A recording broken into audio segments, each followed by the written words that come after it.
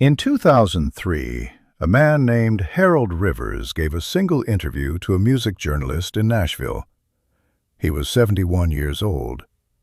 He had driven a tour bus for 30 years and had never spoken publicly about any of the musicians he had carried from city to city across the country. He broke that rule once, for Janis Joplin, because, he said, she was the only one who ever asked him what he thought about things.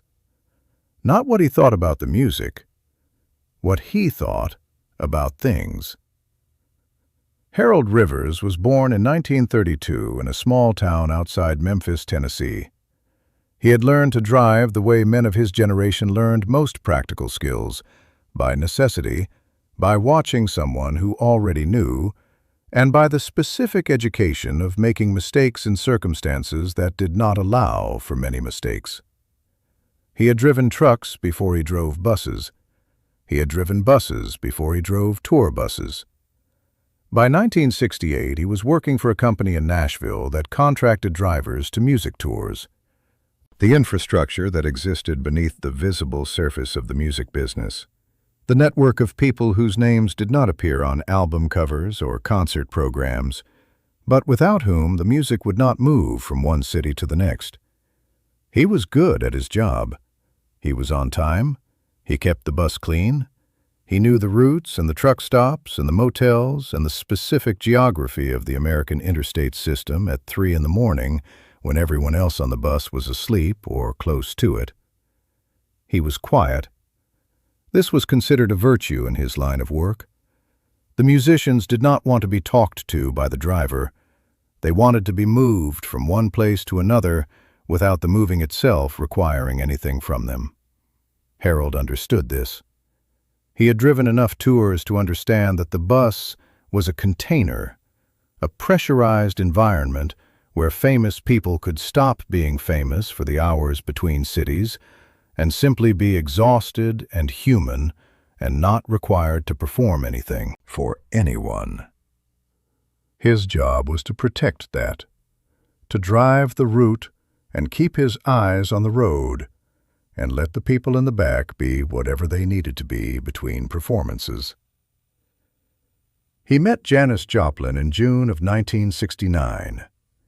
She was the last one on the bus that first night, not because she was late, because she had stayed at the venue until everyone else had left, the crew, the fans, the promoters, everyone who needed a piece of her after the show, and had only come out to the bus when the lot was empty and there was nobody left who needed anything from her. She came up the steps. She looked at Harold. She said, "How long have you been waiting?" He said, 40 minutes. She said, "I'm sorry." Nobody said that. In 30 years of driving tours, Harold had waited for musicians far longer than 40 minutes and had never once been apologized to for the waiting. He said, "It's all right." She said, "No, it isn't." She sat down in the seat directly behind the driver's seat. Most musicians sat in the back of the bus. The front seat was considered the least desirable position. Too close to the driver, too exposed, too far from the insulation of the back section where the real sleeping happened. She sat in the front seat and looked out the windshield at the highway as Harold pulled out of the lot. After about 20 minutes, she said, "Do you get bored?" He said, "Doing what?" She said, "Driving at night. Just the road, different cities." He thought about it. He said, "No." He said, "Every road looks different at night, depending on what the weather is doing and what time it is and whether there's a moon." He said, "I've driven the same stretches of highway 50 times, and they've never looked the same twice." She was quiet for a moment. Then she said, "That's how it is with songs." He said, "How so?" She said, "People think you're playing the same song every night, but you're not." She said, The song is the road. The night is different every time. The people in the room are different. What you're carrying when you start is different. She said, sometimes you think you know a song, and then one night it shows you something you didn't know was in it. Harold drove. He thought about what she had said. After a while, he said, that happens with roads, too. She said, yes. She said, I thought it might. That was the first conversation. There were 31 more cities. She sat in the front seat every night, not always talking. Sometimes she slept, or tried to sleep, in the seat behind him, curled against the window with a jacket over her shoulders and her glasses folded in her hand. But most nights she was awake. Most nights she talked. Harold said in the 2003 interview that he had never been talked to the way Janis talked to him. Not because she was famous and he was unused to famous people paying attention to him, because of the quality of the attention. She asked questions and waited for the actual answers. She did not ask questions as a preamble to saying what she had already decided to say. She asked because she wanted to know. She asked him about Memphis, about what it had been like to grow up there in the 1930s and 1940s, about the music he had heard coming through the walls of the places he had been as a young man, about Beale Street, about what Beale Street had sounded like before it became the Beale Street that people wrote about in music history books. Harold had not talked about these things to anyone in years, not because the memories were painful, because nobody had asked. He told her about a woman who had sung in a church 2 blocks from where he grew up, whose voice had stopped him on the sidewalk one Sunday morning when he was 9 years old. He did not know her name. He had never found out her name, but he had never forgotten the voice. Janis listened to this with the complete attention she brought to everything that interested her. Then she said, "That's why it matters." He said, "What?" She said, "The voice on the sidewalk." She said, "You don't remember what she looked like. You don't know her name. But 50 years later, you still remember that it stopped you." She said, "That's the whole thing. That's all any of it is for." Harold drove. He thought about the woman whose name he had never known. He thought about the sidewalk and the Sunday morning and the voice coming through the church wall that had stopped a 9-year-old boy on his way somewhere that he could no longer remember. He said, "Yes." He said, "I think that's right." Janis said, "I think about that a lot." She said, "Whether I am doing that for anyone? Whether there is someone who will stop on a sidewalk somewhere because of something I did?" She said, "Not because they know it's me, just because the thing stopped them." Harold said, "You are." She said, "How do you know?" He said, "I've seen the rooms." He said, "I've been driving tour buses for 2 years. I've seen a lot of rooms at a lot of shows." He said, "I've seen audiences respond to a lot of performers."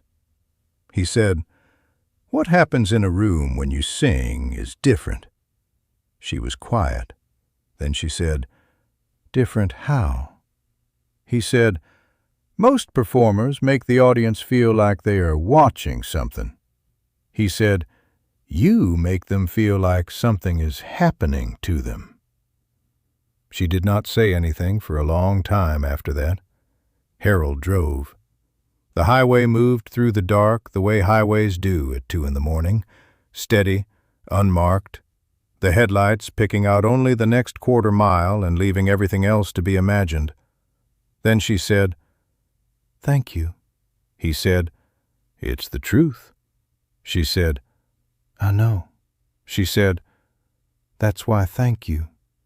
People say nice things all the time. The truth is rarer." They drove the rest of that night without talking, not because the conversation had run out, Because some conversations end at the right place, and the silence after them is part of the conversation. Harold said in the 2003 interview that there were 2 nights he remembered most specifically out of the 32 cities. The first was somewhere in the middle of the tour. He could not remember which city they were driving away from or which city they were driving toward. He only remembered that it was very late and she had been quiet for a long time, and then she said, "Do you think it's possible to want something so much that the wanting is what ruins it?" He thought about that. He said, "What kind of something?" She said, "Just to be enough." She said, "I get on stage and I give everything, every night. There's nothing held back, nothing saved for later." She said, "And I come off stage and I think, was that enough?" She said, "And the answer is always that I don't know." She said, "And I think the not knowing is the thing that makes me go back and do it again." She said, "But I also think the not knowing is the thing that makes it impossible to stop." Harold said, "Maybe you're not supposed to know."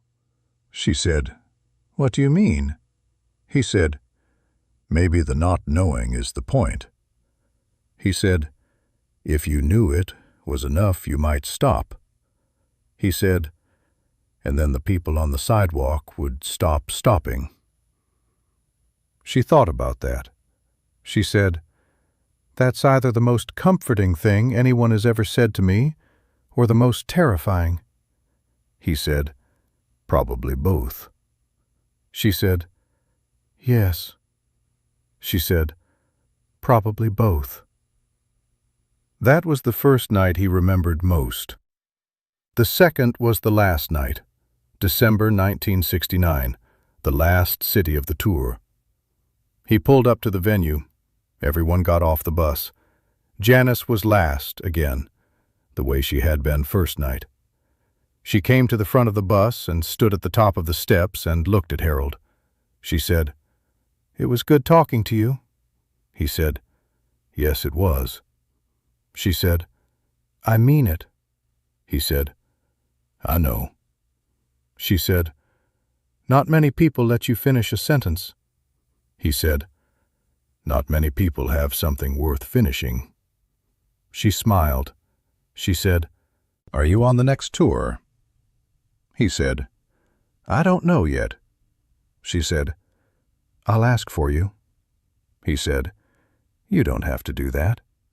She said, "I know I don't have to." She went down the steps. She walked toward the venue without looking back. Harold sat in the bus and watched her go. He thought, "I will see her on the next one." There was no next one. Janis Joplin died on October 4th, 1970. Harold found out the way everyone found out. He was between tours, at home in Nashville, when it came on the radio. He sat in his kitchen for a long time. He thought about the front seat, about the highway at 2 in the morning, about the woman whose name he never knew, whose voice had stopped him on a sidewalk in Memphis when he was 9 years old. He thought about what Janis had said. That's why it matters. That's all any of it is for. He thought about the last night. I'll ask for you. I know I don't have to. Harold Rivers drove tour buses for another 18 years after Janis died. He drove for other musicians, some of them famous, some of them very famous. None of them sat in the front seat. None of them asked him what he thought about things, not what he thought about the music, what he thought about things. He retired in 1988. He moved back to Nashville. He lived quietly. He never talked about any of it. Not the tours, not the musicians, not the front seat, not the conversations. In 2003, a journalist found him and asked him one question. The question was, in 30 years of driving, was there anyone you remember differently from everyone else? Harold Rivers did not hesitate. He said her name immediately. Then he talked for 3 hours. At the end of the interview, the journalist asked him if there was anything he wished he had said to her that he had not said. Harold thought about it for a long time. Then he said, "I wish I had told her that the woman on the sidewalk in Memphis when I was 9 years old, the one whose name I never knew, sounded like her." He said, "I thought about it every night on the bus." He said, "I just never found the right moment to say it." He said, "There was always another city coming." He said, "I thought there would be time." There were 32 cities, and then there were not.